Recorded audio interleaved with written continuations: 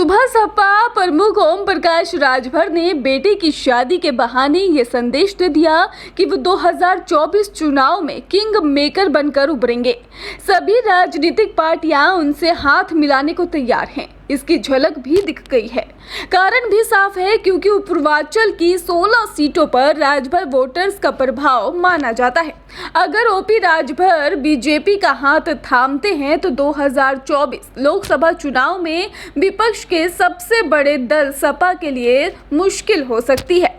वाराणसी में ओपी राजभर के बेटे अरुण राजभर के रिसेप्शन पार्टी में दिग्गज नेता पहुंचे, जिससे सियासी पारा बढ़ गया है। बीजेपी के डिप्टी सीएम केशव प्रसाद मौर्य, प्रदेश अध्यक्ष भूपेंद्र चौधरी, कई मंत्री, सांसद और विधायक पहुंचे थे।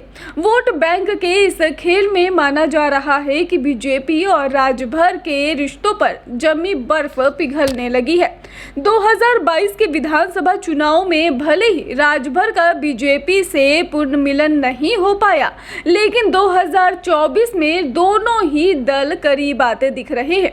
माना जा रहा है कि बीजेपी पूर्वांचल के किले के मजबूत बनाए रखने के लिए अपने सियासी समीकरण में ओपी राजभर को फिट कर रही है। ओपी राजभर बीजेपी के साथ आते हैं तो अखिलेश के लिए पूर्वांचल में अपने सियासी वजूद को बचाए रखना मुश्किल होगा।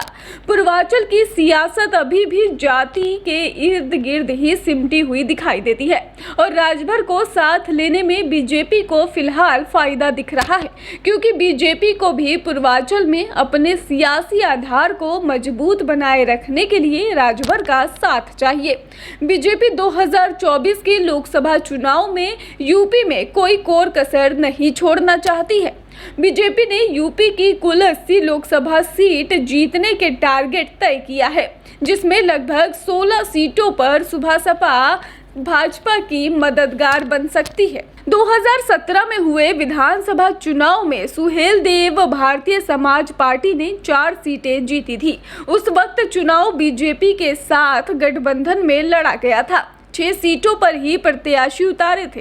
हालांकि 2022 में समाजवादी पार्टी से गठबंधन कर चुनाव लड़ा और कुल 18 सीटों पर प्रत्याशी उतारे, लेकिन सिर्फ 6 सीटों पर ही जीत मिल सकी थी। इसके साथ ही सुबह सपा ने पूर्वांचल की 100 से ज्यादा विधानसभा सीटों पर अपना असर दिखाया। सुबह सपा के राष्ट्रीय अध्यक्ष ओपी राजभर के बेटे अरुण राजभर की शादी के बाद मंगलवार को वाराणसी में रिसेप्शन हुआ। इसमें भाजपा, सपा समेत कई दलों के नेता पहुंचे। राजभर के भोज में पूर्व एमएलए और माफिया ब्रजेश सिंह और पूर्व सांसद धनंजय सिंह भी पहुंचे। मुख्तार अंसारी और अफजाल के जेल में होने के चलते उनके भतीजे विधायक मन्नू अंसारी रिसेप्शन में पहुंचे। वहीं मुख्तार के कुछ करीबी और कुछ विरोधी खेमे के नेता भी नजर आए। इस राजनीतिक जमावड़े से पूर्वांचल में नए समीकरण बनने की बात कही गई है। ब्यूरो रिपोर्ट स्वदेश 24।